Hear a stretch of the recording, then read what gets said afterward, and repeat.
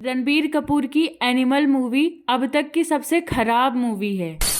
बॉलीवुड ने हमारे सोसाइटी को खराब कर दिया है।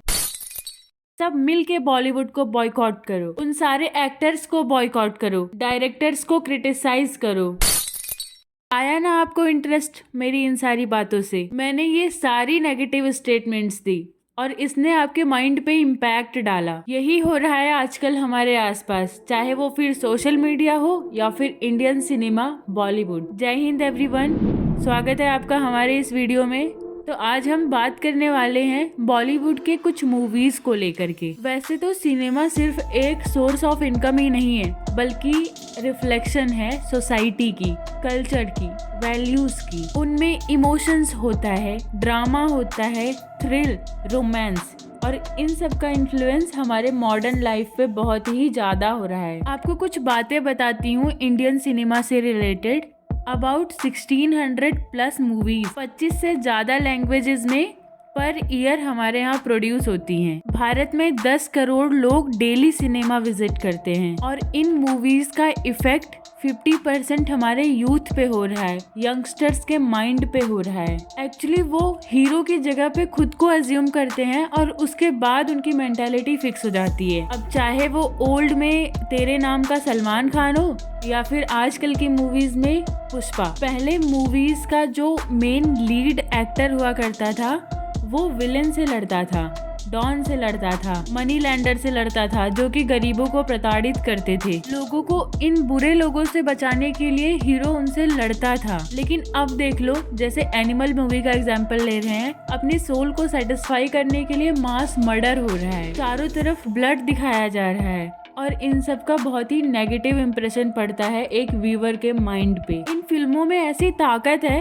कि ये बहुत सी जिंदगियां बदल सकते हैं। हमारे बॉलीवुड में ही बहुत सारी ऐसी मूवीज हैं जिससे कि इंस्पिरेशन मिलता है, जैसे भाग मिल्खा भाग, मैरी कॉम, दंगल, 3 इडियट्स, जो कि हमें जीने का लहजा सिखाता है। ऐसी भी बहुत सारी मूवीज हैं जो कि हमारे सोशल इश्यूज पे बेस्ड हैं, जैसे कि पैडमैन, टॉयलेट एक प्रेम कथा।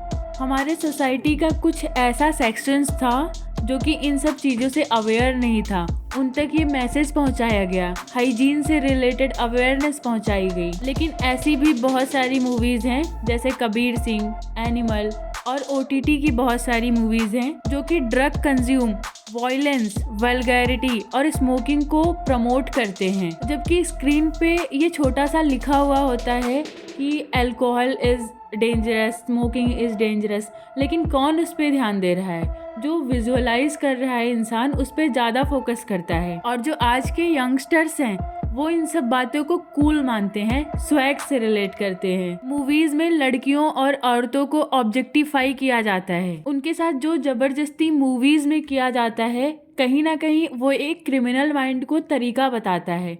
एज एन एग्जाम्पल आप देख सकते हो, क्राइम पेट्रोल से बहुत सारे क्रिमिनल्स इंस्पायर्ड थे। रिलेशनशिप का कल्चर, डेटिंग, स्वैग, ये सारी चीजें मूवीज से ही इंस्पायर्ड हो रही हैं। और एक दूसरी बात है कि मूवीज में कॉलेज लाइफ को तो ऐसा दिखाया जाता है कि अब तो इंसान वो हेवन में आ गया है, उसे पढ़ाई लिखाई से कुछ भी मतलब नहीं होता है, वो सारे गलत काम करता है कॉलेज में आकर के। और हमारे यहाँ के लोग उसी से सीख रहे हैं और वो अपना पर्पस भूल चुके हैं कॉलेज या स्कूल में जाकर के। छोटे छोटे बच्चे डेट कर रहे हैं और इंडिया को प्रेजेंट करने वाले हमारे यंगस्टर्स ही हैं, वो गलत डायरेक्शन में जा रहे हैं। आजकल की बहुत सारी ऐसी मूवीज होती हैं जिसे हम पेरेंट्स के साथ बैठ करके देख भी नहीं सकते हैं। ओटीटी की बहुत सारी मूवीज में भर भर के गालियां दी जाती हैं। ऐसी मूवीज बच्चों को बुक्स और नॉवेल से बहुत दूर लेके जाती हैं, उन्हें सोसाइटी के एक्चुअल कंडीशंस से अवेयर भी नहीं होने देती हैं और इनडायरेक्टली ऐसी मूवीज टेररिज्म प्रमोट करती है। क्या बॉलीवुड में कंटेंट की सच में इतनी ज्यादा कमी हो गई है? शायद इसीलिए RRR जैसी मूवीज वर्ल्ड वाइड एक अच्छा इंप्रेशन क्रिएट कर रही है। ऐसे अश्लील चीजें दिखा करके,